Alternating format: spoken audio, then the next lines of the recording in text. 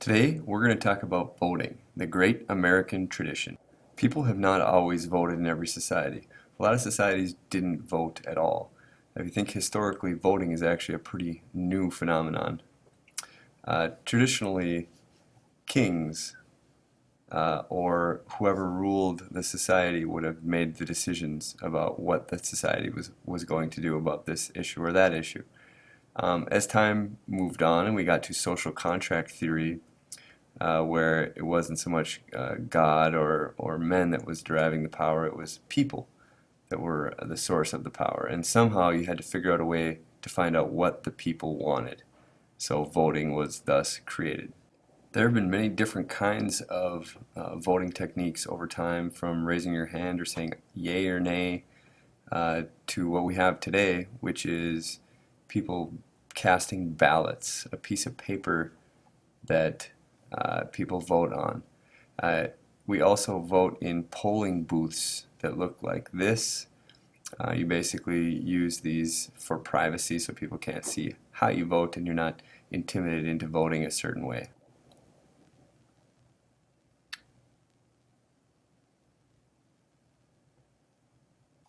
Getting the right to vote was a pretty big deal for people historically. Now we take it for granted. In fact, we take it for granted so much nowadays that about half of our population doesn't vote in each election. But winning the right to vote is a very important thing for a society. There's a couple of words that are used to that mean the right to vote. One being suffrage, meaning the right to vote. Another being franchise. Both of these words mean the right to vote. All the people in the society that can vote are known as the electorate.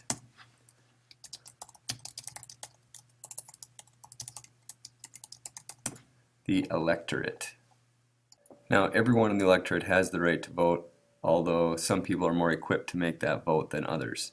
Even though some people know more about voting than others, everyone's vote is worth the same. Now, suffrage has expanded over time, and I'm going to show you a little diagram here that will hopefully explain how that worked. Let's imagine that this huge oval represents all of the voting public. Excuse me, not all of the voting public, but all of the people, period. Now you started, since this is all of the people, if all of those people voted, that would be everyone voting, right?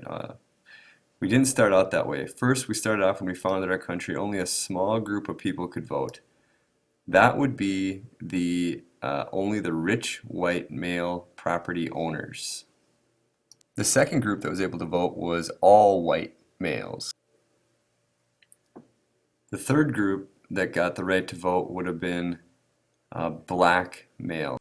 And after the black males, eventually people got around to, in this country, remembering the other half of the population, the females.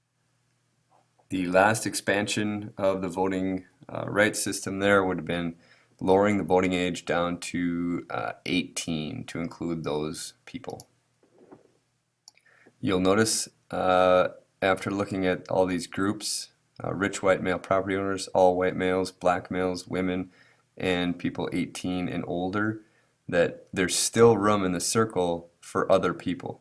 You have to remember here that this group outside of the ring that can't vote would make up people under the age of 18 and really old people, the infirm, maybe super elderly people that can't get to the polls, felons, mentally handicapped people.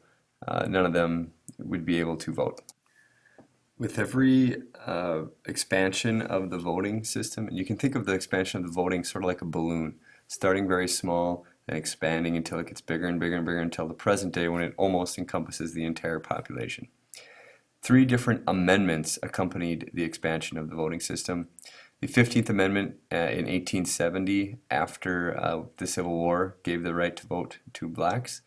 Women gained the franchise from the 19th Amendment in the year 1920, just post-World War I, which is significant. Women were helping out in the war effort then and demanded the right to vote afterwards and got it. 18-year-olds got the right to vote with the 26th Amendment in 1971. That was basically brought on by the Vietnam War.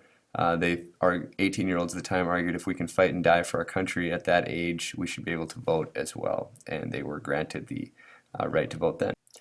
So far, we've been talking about people getting the right to vote, but there's also the reverse process where people have lost their right to vote. What that is called disenfranchising someone, and that would be to take away someone's right to vote. And there are historical examples of that happening.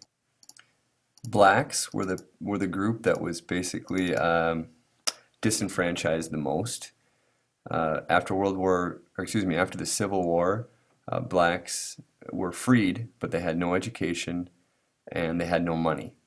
So the Southern whites did not want to see blacks voting in their Congress people. They didn't want to see blacks in Congress. So in order to prevent that, they had some sneaky ways to disenfranchise the blacks or make sure the blacks didn't vote. One way was through poll taxes, where you had to pay a certain amount of money to vote, and of course the blacks didn't have the money. Another way was literacy tests. Literacy means the ability to read, and they had literacy tests in order to vote. So basically, you'd go up there and they would ask you a series of questions and make sure that you could read and write. And if you couldn't, then you couldn't vote. And of course, the blacks did not have any education since they were slaves. They were actually not allowed to learn when they were slaves. So literacy tests, also just straight up old school intimidation with groups like the KKK, which would intimidate the blacks from voting.